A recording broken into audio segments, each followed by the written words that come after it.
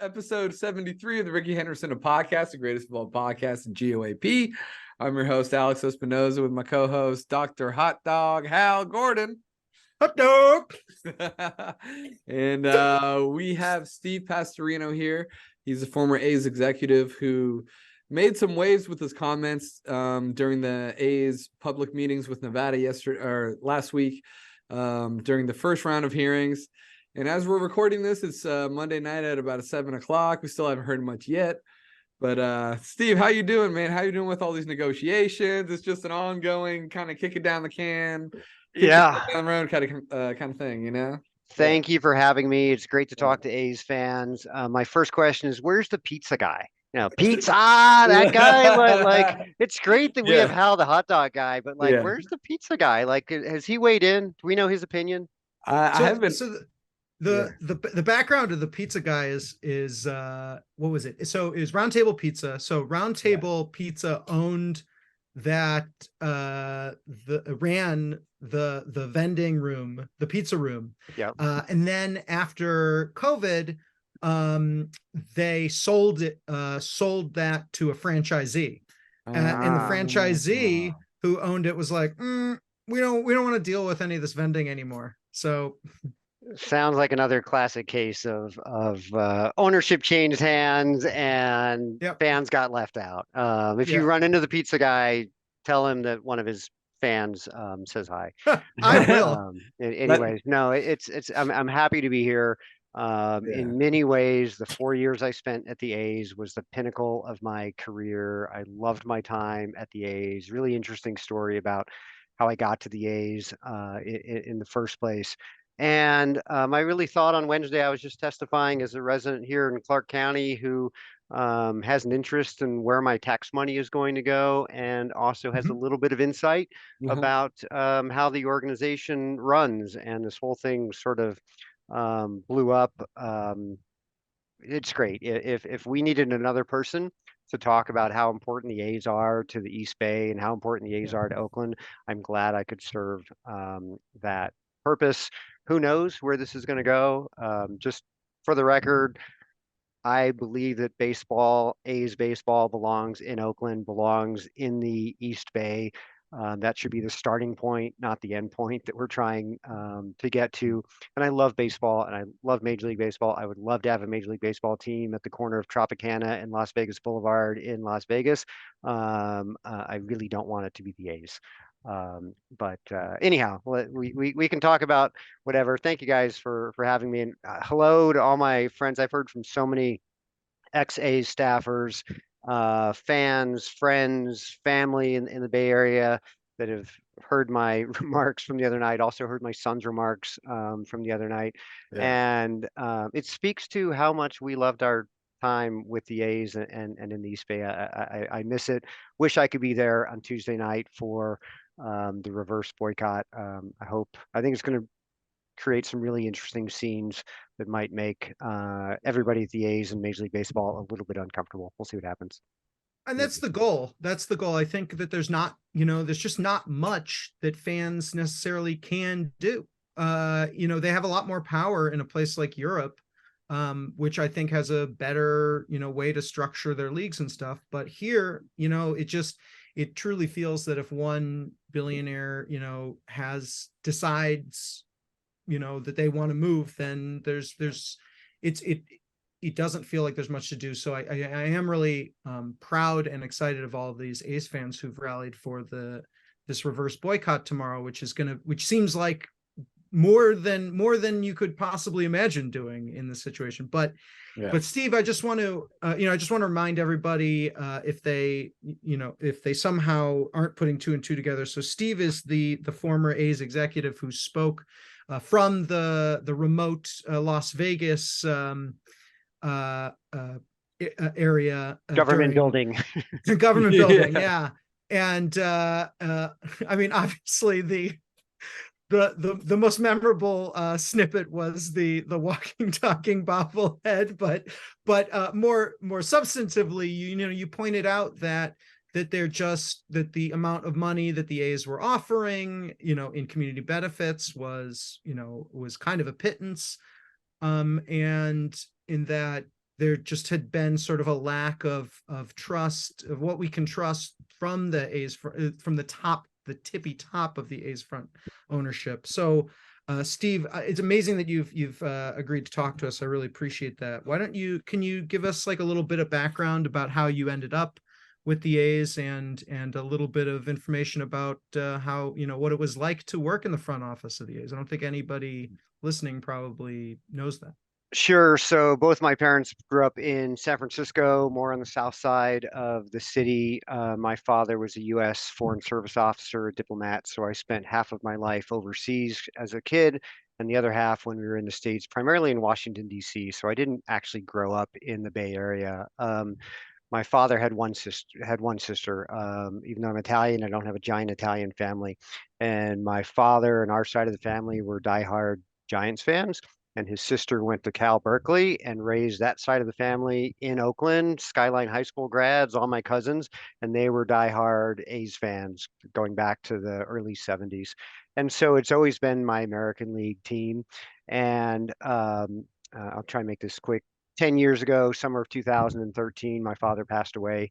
And we had the services in San Francisco, and the day after, we wanted to go to a baseball game to honor my father. He loved baseball. He was a Giants season ticket holder, and the A's were in town and the Giants weren't. So we came over to the East Bay, went to see a very noteworthy game, A's versus Yankees. Mariano Rivera, Derek Jeter's last game in Oakland. Day game, started at 1 o'clock on a whatever that would have been, a Thursday maybe, and ended 18 innings and 6.5 hours later with a Nate Fryman bloop single to over the shortstop's head and left field. And my family, there were 35 of us, friends and family, who went to the game, stayed to the end. And I knew a few people in the A's organization, and I said, I didn't even tell them I was at the game, but I reached out and I said, listen, my father just passed away. I spent 6.5 hours at the stadium yesterday. Really love this team. And that's the 2013-14 A's teams. I really want to get back to the Bay Area to take care of my mom, who's still in the Bay Area. And it took 6 months, but the A's hired me. The position opened up for the head of corporate partnerships, and I came back to the Bay Area and launched this magical 4-year run that I had with the A's. And then John Fisher took over for Lou Wolf in terms of being the managing partner. Dave Kaval came in, replaced Michael Crowley as the president. There were sweeping changes in the organization, and many of us either left or were asked to leave. My time ended, and I moved here to Las Vegas to launch a second division soccer team, the Las Vegas Lights Football Club. You mentioned Europe and the relationship between soccer fans and their clubs. Spending half of my childhood overseas, and half of my career working in professional soccer in the US, and the other half living in the States, being a baseball fan and working in professional baseball, I see it from both sides. And it should have been, it was eye-opening, and it should have been a little bit of a warning what to expect. When I got to town in January of 2014, there was a Save Our Sports meeting going on, and it was the Raiders, Warriors, and A's fans trying to make sure that the team stayed. And I said to some of the folks at the A's, who's going on behalf of the A's? And they literally said, oh, we don't talk to those groups. And I couldn't understand this. So I went anyways, and I met a bunch of the guys from the right field bleachers and learned that the right field bleachers and left field bleachers were different and different personalities and different people. And Dr. Death from the Raiders gave a speech that utterly blew then Mayor Kwan out of the water in terms of intelligence and substance and advocacy for his viewpoint. And I thought, wow, maybe Oakland is in trouble if the political elite, this is the best they can muster to, because there's a lot of smart A's, Raiders, and Warriors fans who had really strong opinions about that. So I stayed much more in touch with A's fans than I think my predecessors had, and as you said, that the A's front office necessarily does, but that comes from soccer, where there's a healthy relationship and sometimes tension between a supporters group and a front office or an ownership group. And if you've been to European soccer match or the right US soccer match, and you see the passion of the fans, um, you recognize that what we're lucky enough to do in the front office, put on these events. I love the picture behind you, Hal, of the Coliseum there. But to put on these events, which for 3 hours a day, 81 times a summer, people can leave a lot of those worries behind, come to the ballpark, root for their favorite team, have a beer and a hot dog. And I still believe in that romantic notion of what baseball is, what it can be, what it can mean to the community. I firmly believe that sports has an ability to unite people in the way that other things can. I always put music and sports together. You can always start a conversation with who's your favorite artist or who's your favorite team and launch into a conversation with a complete stranger if you're in a new city. I think that sports have an opportunity to be a vehicle for development of young people and leadership and opportunities for kids and all those sorts of stuff. I love it when teams, organizations take that seriously. Like you're part of the community. Like make people proud to wear this jersey, and make kids and families proud to support a team for all of the right reasons. I believe sports is a tremendous economic development generator. So I've loved my career in sports. I hope you get that I loved my time at the A's. I loved really kind of leaning into the A's fan side of me. So that's what I was trying to convey on Wednesday night when, in the course of the hearing in the afternoon, I was appalled that John Fisher wasn't there on his own to speak, to ask for $380 million. I really think if he'd had a 10-minute prologue with, "Hi, I'm John Fisher, and this is who I am, and this is what I've done in business, and this is what I've done with the A's for all these years and all these playoff appearances, whatever," that we could have had a done deal in an hour-long hearing and be out of there. But he chooses not to show up in that position. Then I was getting angry that Dave Kaval wasn't there, and then Senator Doñate calls him down and asks him about the entertainment tax, and 4 times he can't answer. And then I'm just getting angrier and angrier. And they put Catherine up to talk about community benefits. They put Yolanda up to talk about some impact. And I just felt like the A's had really swung and missed. And it felt like San Jose, Fremont, Laney College, Howard Terminal all over again. And so it was spontaneous, kind of a last minute decision to try and drive down and see if we could catch the end of the hearing and maybe have a chance to testify. It was not really all that well thought out or planned or whatever. And but I realized I touched the nerve. Another person who I think recognizes how much the A's mean to Oakland, how much the A's mean to the East Bay, who I'm really privileged, fortunate, lucky enough that I can have some extra insight that other people don't have. I have a pedestal that I can use. And as a taxpayer in Clark County, Nevada right now, I'm directly impacted. So I was just sort of speaking really on behalf of myself more than anything. But what a crazy few days it has been. Well, can you tell a story about that night? Because I know we were talking about it offline. You said that you watched the hearings you watched the hearings on YouTube basically for a few hours. You got dinner, and then you came back home. You realized the hearings were still going on. You're like, oh, well, I might as well drive down to the Las Vegas. Went to the legislators are up in Carson City, right? Correct. When I almost testified during the finance hearing 2 weeks previous and decided there would be another opportunity, and I reached out to my legislators directly without testifying publicly. But I literally said to my son, like, you want to go see how the sausage is made? Like, you want to go see how government works? Let's go down. Let's get in line. We literally walked in 5 minutes before they got to, let's listen to the opposition in Las Vegas. all the parking lots at the Sawyer building were locked. We couldn't get in.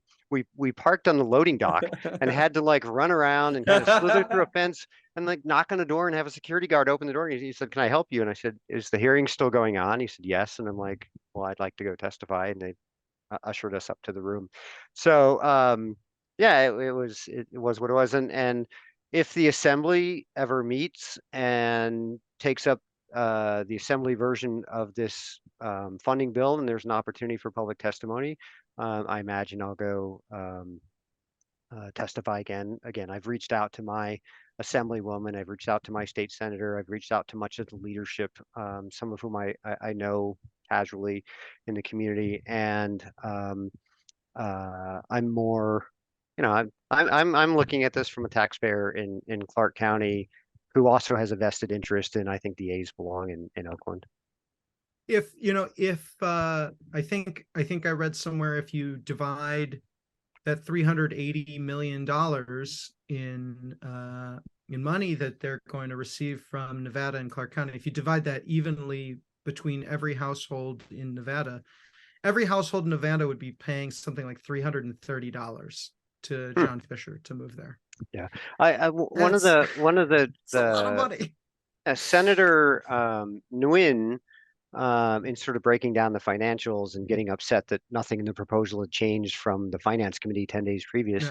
She said, as I understand this, you're asking the public to put 36 million a year in for the first 5 years. That's $180 million up front to help kick off the building and all this. And then we're going to pay it back based on all these revenues, down the road and taxes generated from the site and whatever. And I really thought about that. And I think a lot of people in the Bay Area have understood the dynamic here in Nevada with the Republican governor who was elected by a less than 1% margin over the Democratic incumbent, facing a Democratic Assembly and Senate that almost have a supermajority, and some real venom between the governor's office and the legislature over other issues that came up in our once every 2 years 120-day session that just wrapped up last Monday. And so the way this was introduced, the late hour at which this was introduced, it really gave the impression that the A's were sort of thinking they were going to take Nevada for a ride and basically just write their own deal. And, boom, as Dave Kaval likes to put on his Twitter feed, deal's done. And, I thought we were 30 minutes away from a vote that was going to be a yes vote on Wednesday night. And clearly some things that, questions that were unanswered, details that are still have not been provided.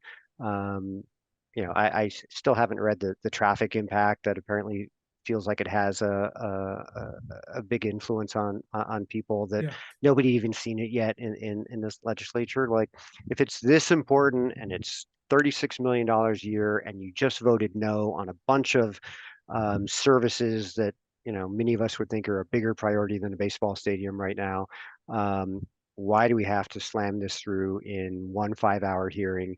Why don't we give this several months of review and vetting and analysis? That's in the aftermath of the finance hearing was the message that I was delivering to my legislators. You can't do this in this session. You need more time to decide if this is a good or a bad deal. Yeah, it's, I mean, oh, go ahead. Yeah, I mean, it's yeah, it's I think it's frustrating from, well, it's frustrating from A's fan standpoints where I feel, one thing you said earlier really resonated with me when you said, well, they didn't, the A's weren't going to send anybody to that fan meeting back in 2014. And the entire time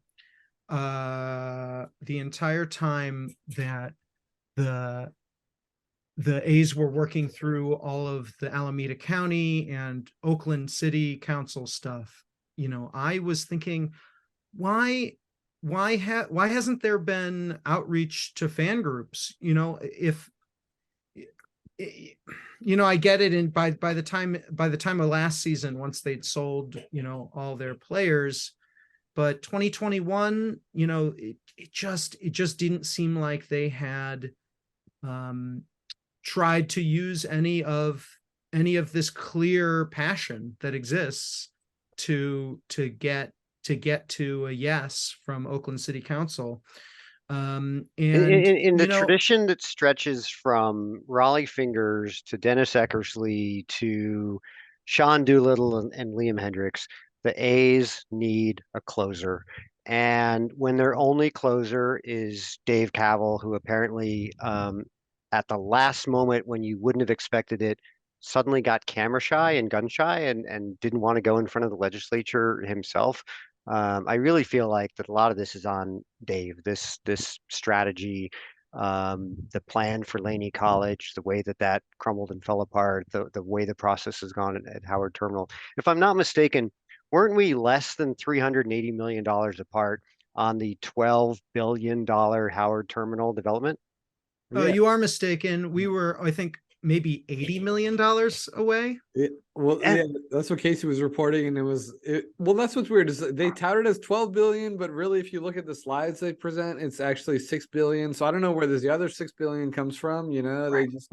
They you were there. You were at the finish line. You were at the finish line for what would be a transformational project in the right part of town to really put Oakland baseball on the map forever. At Howard Terminal, you're a lot closer to the neighborhood where Ricky Henderson grew up and where Veda Pinson lived and where, all those baseball guys, Joe Morgan, you know, all of that, like that, that area, let's go, let's build from Howard Terminal outward, really develop that part of Oakland. So we were so close from what I've read, and I'm where you are on that one. I'm out of town trying to understand what's happening. We were so close at Howard Terminal. Why would you leave that at the 2 outs in the ninth inning and you make an inexplicable call to the bullpen and go to Las Vegas? Yeah, I think why the mayor originally seemed so furious when they announced this land plan in the Wild Las Vegas. West land. Yeah, it was. Yeah. So it was very confusing. It was very confusing for everybody because this was just a bunch of leaks. And everyone was, but the mayor just came out and she was furious. And what it turned out later was they had hired a mediator to help them with negotiations. The mediator had set up a summit that week. And in fact, that Wednesday that it leaked, the city of Oakland apparently was waiting in the conference room for the A's to show up. They called and they said, we're not coming today. And then a few hours later, they said, oh, this land deal leaked. And, who knows what actually happened. There's part of me that thinks that the A's were worried that they were going to be able to come to an agreement and that they had figured, I bet we can get a bunch of free money if we go to Las Vegas. Whereas in Oakland, they're holding our feet to the fire on a number of different things. None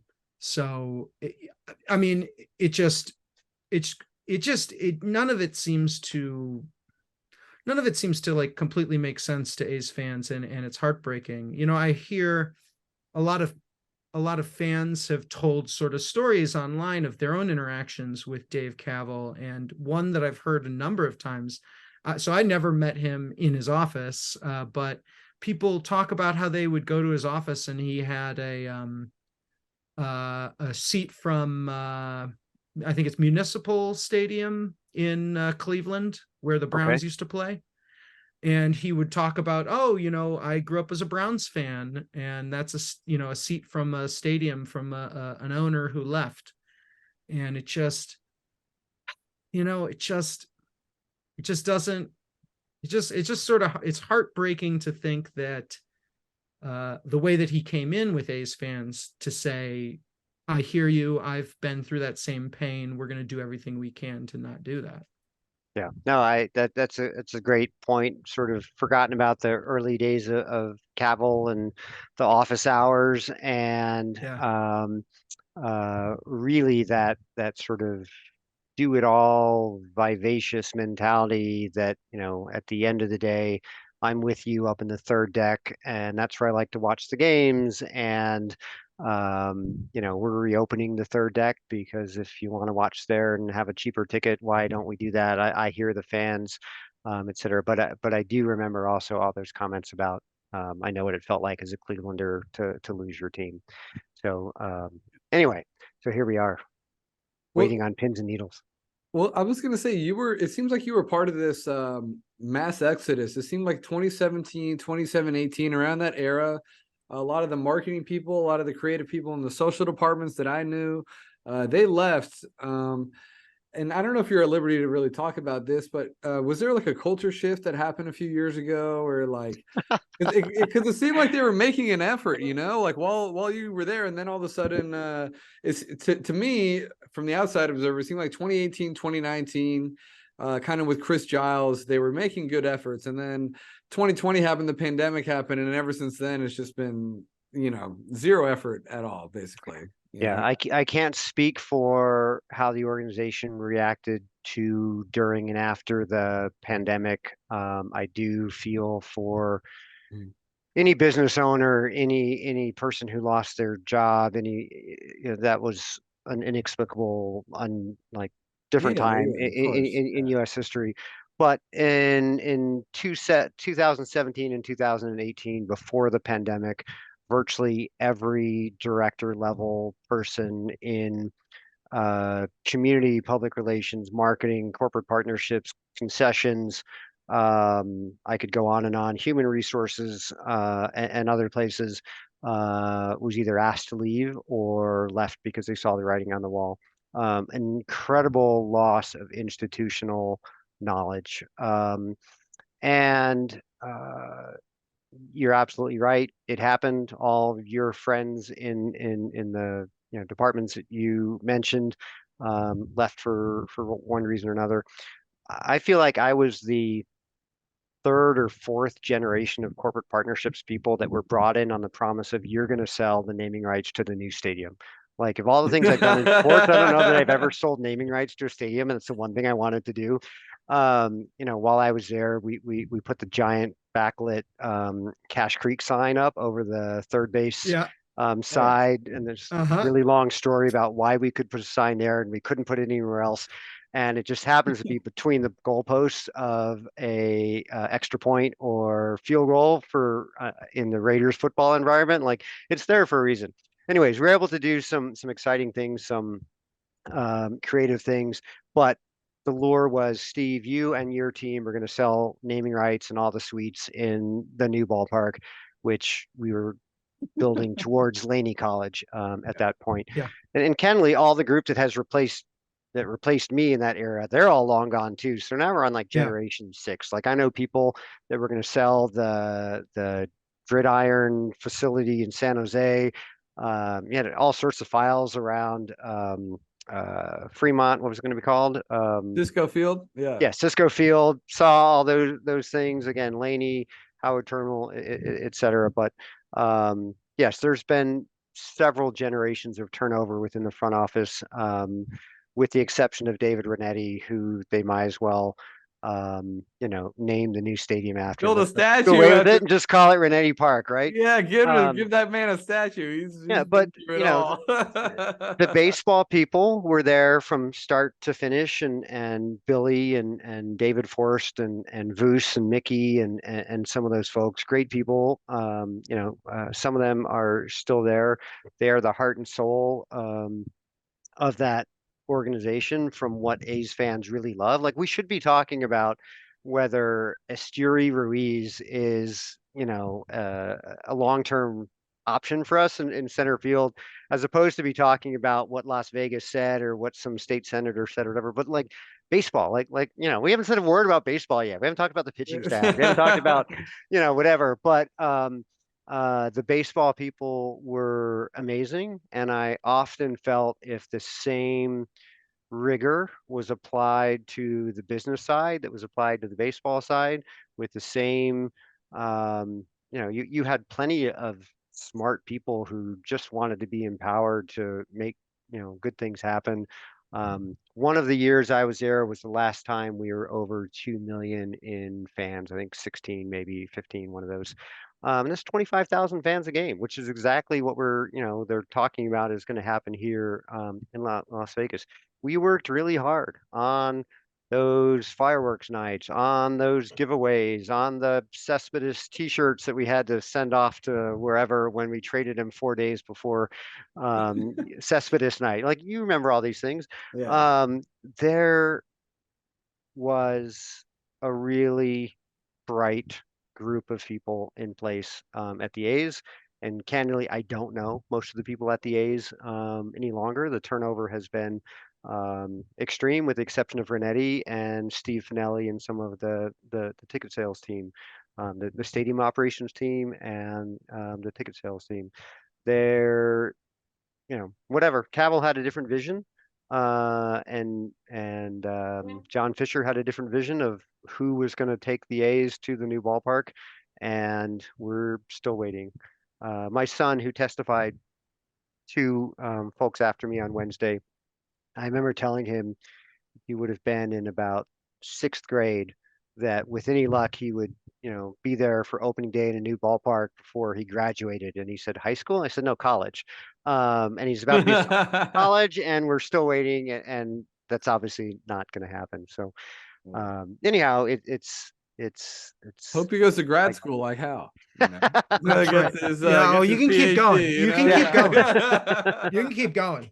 You didn't say what, you said you graduate. They'll eventually start paying you to be at school. Not very much, but yeah. Here, what would have been your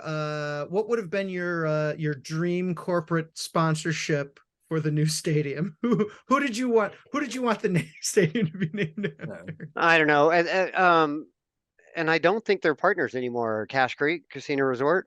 Are they sponsors anymore? I don't know. I forget. I don't know that they are, but they might still be in the stadium somewhere. Yeah. I was thinking about this the other night, and thinking about the referendum on sports betting last year that was soundly voted down by California residents, in part because I think it usurped tribal rights that they have in perpetuity in with their compact.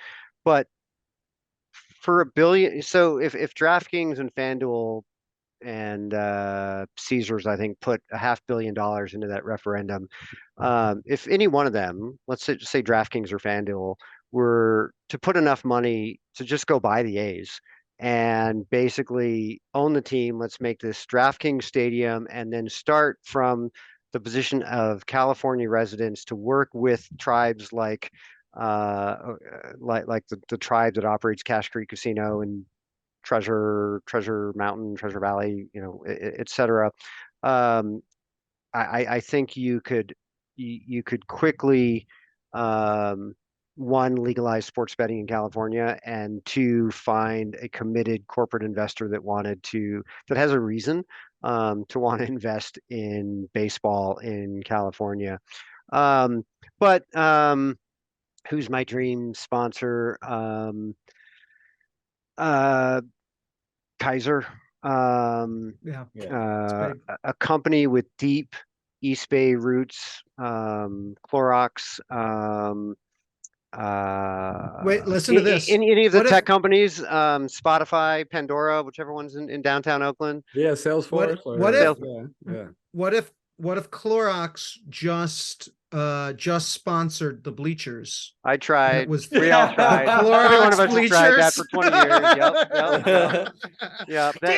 That big State Farm sign in red over your right shoulder, we wanted that to be a Clorox. The Clorox. Oh, the Clorox bleachers. Oh, it's just written in there. Yeah, exactly. Well, Steve, one thing I noticed about your comment is you said, you worked with Dave Kaval, you worked with Catherine Aker. What is Dave Kaval like when there's not a microphone around? And have you ever spoken with John Fisher? I'm really curious, like, sure, a level executive, do you ever even interact with the owner? Because He seems I like so clandestine, you I know? have met John Fisher. I've interacted a little bit with John Fisher. Um, you know, he seems like a decent human being that maybe if he just sold a couple pieces of art, he could, you know, get over the $80 million at Howard Terminal or a couple $100 million here in Las Vegas. Um, I don't think Dave Kaval is evil. He's intelligent. He's clever. His passion, you know, is clear. Um, I interacted a lot with Dave because I had been at Major League Soccer. Um, with Dave, I could talk about soccer, and with Billy Bean, I could talk about soccer. And there's not that many people that play in both the baseball worlds and the soccer worlds, but there were two, Billy and Dave, two pretty Mhm. good ones to have. So yeah, I don't have a grudge against Dave or anything like that. Um, uh, but like I said, the A's need a closer right now, and it does not appear that Dave Kaval has been able to close the deal that John Fisher wants anywhere, any more than previous administrators were. So yeah, Yeah. No, that's thanks for that. the insight because that was the most striking thing. You know, people could say what you said, but the fact that you had, you know, been in the trenches with these people, you had worked with them, it gives it more credibility, you know? So I think that's what it was the most interesting part. And I think that's why I got such a strong reaction, you know? Yeah. Yeah, I was trying to make about 5 points. One, that John Fisher Two was minutes. You got missing. 2 minutes to make your points. Exactly. Not enough Yeah. time, but one, Yeah. Let's that go. 2 minutes. Start. John Fisher should be there. Two, that if the Yeah. A's in the moments that they did choose to speak for themselves could better answer the questions, like Dave Kaval in the live entertainment tax question, we maybe would be a little bit further along. Three, I think it's really disingenuous of the A's to talk about $1 million in community benefits in this.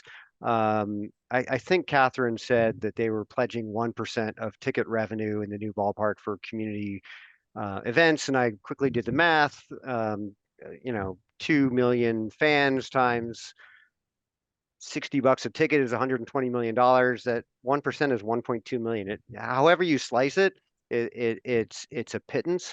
And we just went through a 5-year process of replacing almost every high school football field in Clark County school district. We have like 25 high schools that had just awful fields, and the Raiders chipped in and built 5 of them, and they changed a lot of them from grass to turf. And I think it cost something like $3 million a field or something like this. Yeah. $1 million is a drop in the Can you bucket. get a youth field done? Yeah. Yeah, and to try and suggest that that was evidence of the A's sincerity, I just thought that was really So overstated. benevolent, right? Yeah, so Yeah.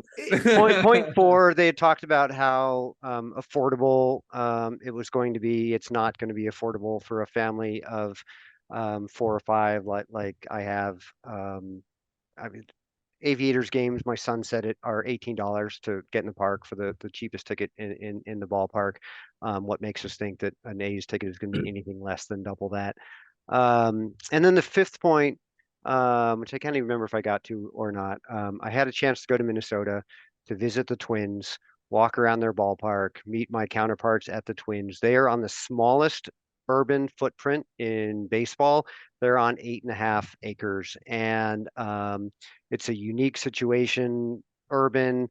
The stadium is built more vertical than horizontally. It still takes up 8.5 acres, and the A's were talking about all of the ancillary revenues created by their 9 acres. There's no room left, yeah, I thought that the 9 acres out of the 36 is also just one of those numbers that we really need to be questioning and talking about, because if you're taking you know, $180 million of land, which is allegedly what it's worth, out of the tax system for the next 30 years at that corner of all places. Is that the best use of that land? So those were the points that I was trying to make. Um, it was not it's not personal against Dave. It's not a grudge or anything that I have against the organization. Again, my perspective was I'm a Clark County taxpayer and I have I can see holes in this. I hope my legislators can see the same holes and at least ask all the questions. If they do all the correct due diligence and they hear from their constituents and they decide that this is the right thing for Las Vegas and the state of Nevada to do for economic development terms, I'm a sports fan. I would love to have an MLB team here, but the way it was done, the way the last 2 weeks has transpired here in the legislature, and then with these special sessions, it just I think the A's botched the ninth inning in this one. They botched the ninth inning of the first game of the doubleheader in Oakland, and then that game is going to be completed at a later date, and they started a new series and they totally botched it, in my opinion. I think one of the things that was just boiled my blood the most is this whole community benefits saga. I think that there's one side to it, which was the confusing, lurching weirdness that the A's, were doing when they were trying to do a community benefits package in Oakland, where they organized all these meetings and got everyone really excited. And it seems like everyone I was never a part of that, but people who were a part of it said, and then, all of a sudden they just sort of pulled the plug, didn't even tell anybody. They just stopped hosting meetings and told everybody, oh, by the way, we're not, we were glad to get everyone to the table, but we're not going to pay for any of this, obviously. And then the madness of all these legislatures saying, well, we need more certainty on community benefits and all this stuff. And, you normally don't have that, when somebody moves to a new place, if it's a person or a business, because what community benefits are is you just pay your taxes, and then that's enforced. The government collects the money and then they can spend it on the community. But we have to do this whole song and dance because the A's are asking to be exempted from nearly every imaginable tax.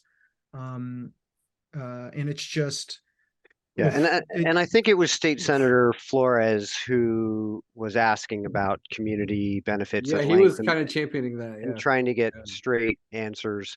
And I don't need my legislators to be baseball fans. I don't really need them to be sports economists.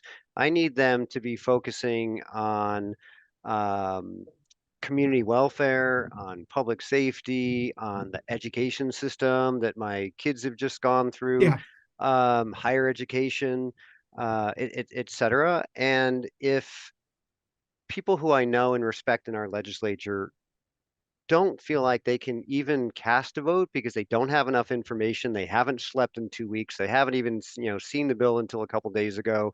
We're fighting over just getting a budget approved so we don't have a state government shutdown 18 days from now on July 1st.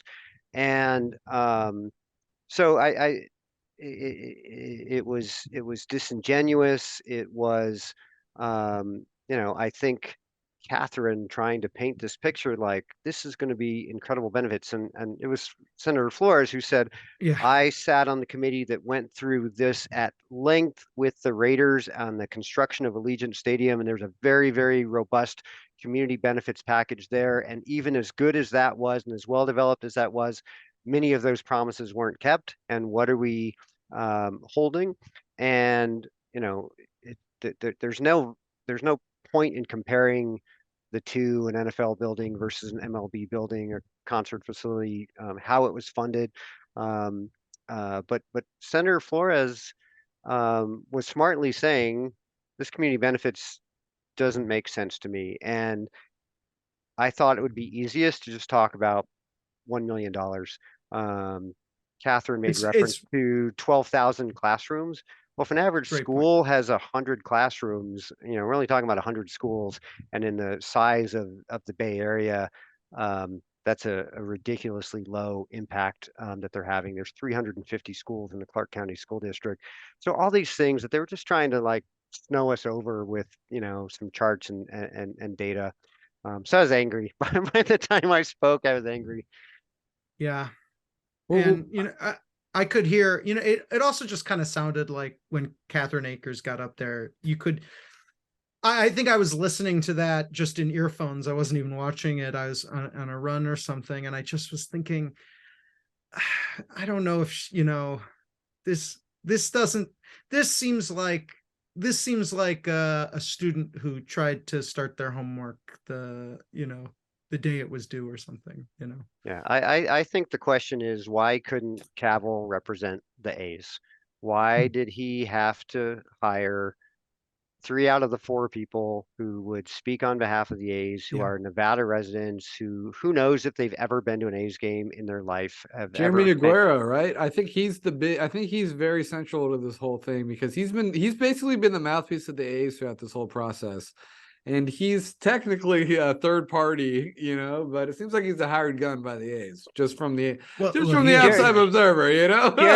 Jeremy is, I would say, has been well respected here. Was very involved in the Raiders project. Went to work for the Raiders. Has anybody really looked into the irony of how Mark Davis, after the entire Raiders front office turned over 2 years ago here in Las Vegas, and there's major allegations of financial impropriety.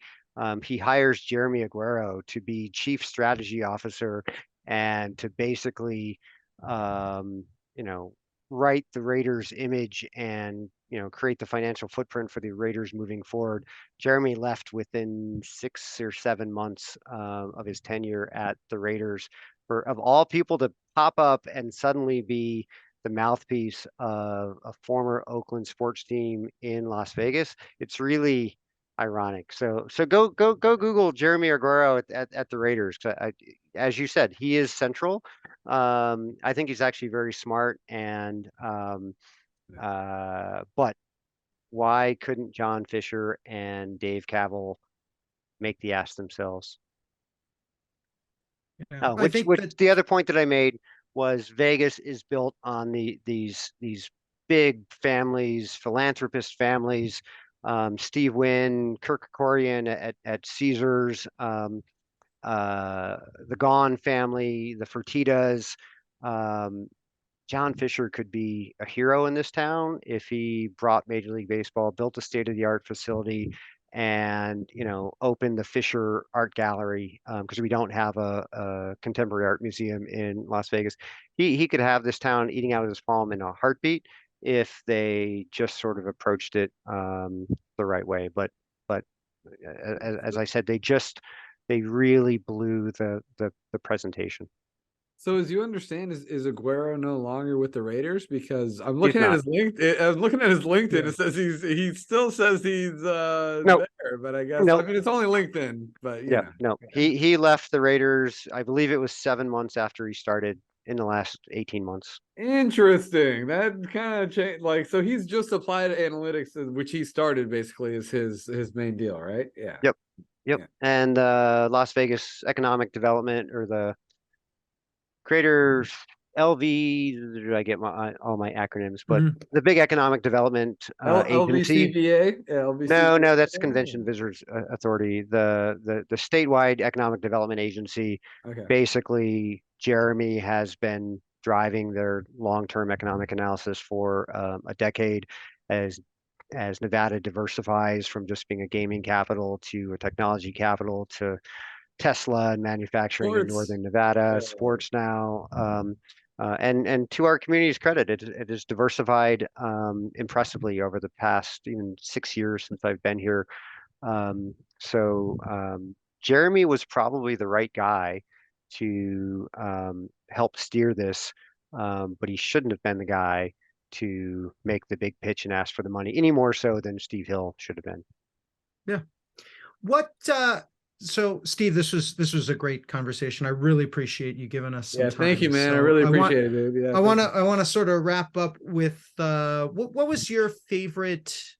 What was the favorite project you work on, or your favorite memory when you were in the front office of the A's? What was maybe something that fans would have heard of too, So the first Pride night in 2014 or 15, Sean Doolittle's now wife, girlfriend at the time, got involved on social media and was supporting some local organizations. And it was one of those special ticket events. It wasn't a giveaway for Yep. everybody, but we were gonna have a Pride night, and they changed the scoreboards to rainbow and played some different music between innings than they normally would or whatever.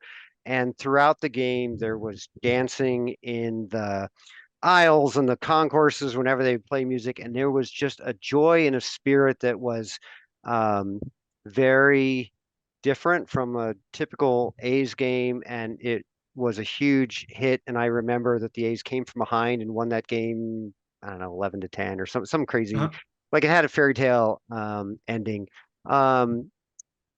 For the A's to take the leap that the Giants had started down the road of 20 years previous and celebrate pride with their fans, that's a game that always sticks out in my mind.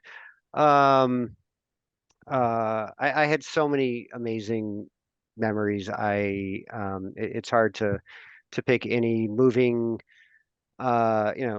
all the fan fests and dealing with the rain and the muddy fields and all that in a couple of years, and then moving it to Jack London Square where it's still rain, but changing the whole feel of that event to get closer to the fans. I love that. I pushed for and organized the Play Ball opening day 5K 2 or 3 times, and then I think that's gone away. Just Yep. different ways to involve different segments of the community, and really learning about Oakland. Much of the A's front office lives over the hill in Walnut Creek and Danville and Pleasanton and Livermore, and that's great. For whatever Or reason, it made sense. Atherton. Right. I lived in El Cerrito, and Yep. more often than not, I'd get on BART at El Cerrito, and I would get off Yep. at the Coliseum and walk across the bridge and enjoy every single day. Like, I'm showing up in a Major League Baseball stadium to try and Yeah. generate revenue so that the 2014 team with the 7 All-Stars can deliver amazing memories for our fans. I could go on and on and on about how much fun I had at the A's. My son one year attended 45 of the 81 games. When Commissioner Manfred came to town on his introductory tour of all the Major League ballparks, I snuck Declan into our staff meeting with the commissioner. Commissioners points 1, 2, and 3 where baseball had to get younger and connect to young fans, and we needed more sunny grays that young fans would attend to. And I asked Declan for a question that I could ask on his behalf, and Declan said, why don't we ask the commissioner who his baseball heroes are? You've talked about Sonny Gray and this new generation, and the commissioner answered that the first game he ever went to at Yankee Stadium, Mickey Mantle hit 2 home runs, and in a couple of years previous to this, the MLB staff had found highlights of this game in the summer of 50 whatever when Mickey Mantle hit 2 home runs, and the commissioner now carries it on his phone as a memory of where his love of baseball started, because this was the game he was at. And so doing things like that with my son and the rest of my family, my wife and my other kids, was always a kick. The kicker to that one is I got called into a higher executive's office that day and said that I had violated team policy by bringing my son to a closed event to meet the commissioner. And I'm like, come on now. Like they Come said, if on. every A's employee brought their kids there, it would have been romper room. And I said, you all know my kid. He's in my office all the time. He's always in a Doolittle jersey. He's always in our family seats. He wouldn't let me leave till every game was over, even if the A's had lost, by 10 plus runs. And you're going to call me on the carpet for, bringing him to meet. I have a picture of him with the commissioner at the podium. Like it's Yeah. Okay. I had Yeah. so many, again, I had so many great experiences, Yeah. so many things that were just so A's as well. But and Well, yeah. loved loved being at virtually every game from well before gates opening till after the last out. Working in soccer, working in minor league baseball, one of the things I always loved to do was sort of position myself near exit gates after a game and just thank people for coming. And I think it's one of the easiest ways to generate goodwill. And you get some guys like my hot dog was cold. I'm like, talk to Hal next game. I'm sure we'll take care of it, right? But the others are like, man, this was so great. Thanks for that great game. Like, I didn't do anything. Like, I the A's relationship with the A's fans' relationships with the players in the team is really, really special. And it reminds me of soccer supporters groups and their Yeah. relationship with teams. It's a shame that A's ownership um, uh, can't figure out how to um, how to close the deal and give the East Bay what the community is absolutely begging for. It is, Yeah. I think I've said this a few times on this podcast, but like, you reminding me of standing by the exits and thanking people for coming. It is such a pleasure to work in a baseball stadium, especially if people start to know you. Mhm. And because it's just such a place of joy. Yeah. And I don't know what it's like to be a billionaire. But if I was a billionaire and I bought my toy and my toy was a baseball team, like, why wouldn't you be that guy standing by the exits, shaking people's hand? My favorite book as a kid was, I don't know if you ever read it, was the Beck Bill is wreck. Vex. Yeah. How'd I Amazing guess? book. Exactly. Amazing Yeah. book. Yeah.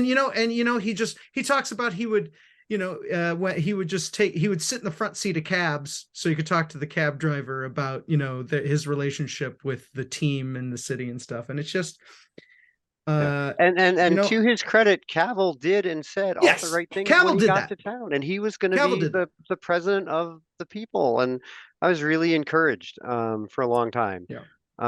But again, whether it's Cavill's fault or Fisher's fault, Yeah. couldn't close the deal.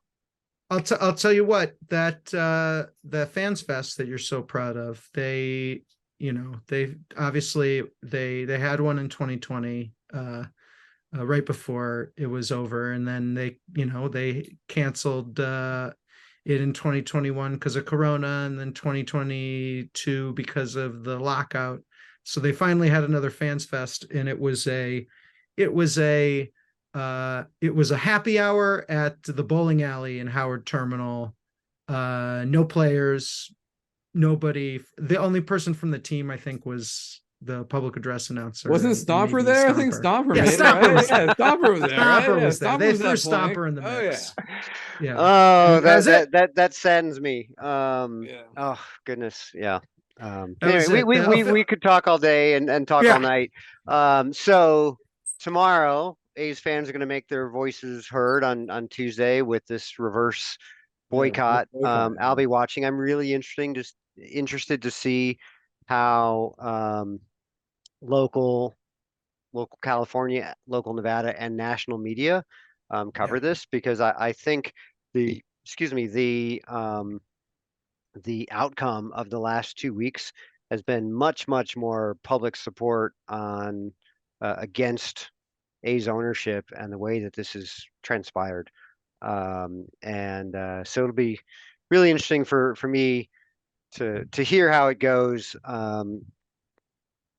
I don't want to end on the MLB blackout situation, but I can't even watch the A's in Las Vegas or buy What? the You're packages. blacked out We're one too? of six blackout. Their A's are one of six blackout teams in Las Vegas. Like, I don't know how you're supposed to Fuck. seed baseball I in a heard they're market. blacked out in Hawaii too. It's like, dude, what are they doing? Like, what are they Is gonna it- drive? They're gonna fly in from Hawaii, catch the game real quick? Like, Yep, what are they yep. doing Is it here? even is it Yeah, even okay. possible to get NBC Sports California in Las Vegas? Like, why are they blacked out? I believe I can get them on Direct TV possibly, and because that they're blacked out.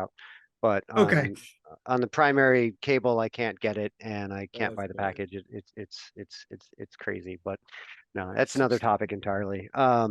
Anyhow, thank you so much for having me. Love talking baseball. I thought we would do this for like 15 minutes, and it's been an hour, but That's how it usually goes, man. Yeah, that's my how it always pleasure. goes. And believe me, if there's another opportunity to testify publicly, I will likely reiterate my thoughts on how the A's could maybe approach this a little bit differently to get a little bit warmer reception. But we shall see. Yeah. Well, Thanks so much, Steve. Yeah, really appreciate it, Steve. Thanks a lot for your time, man. Great. My pleasure. Talk to you guys soon.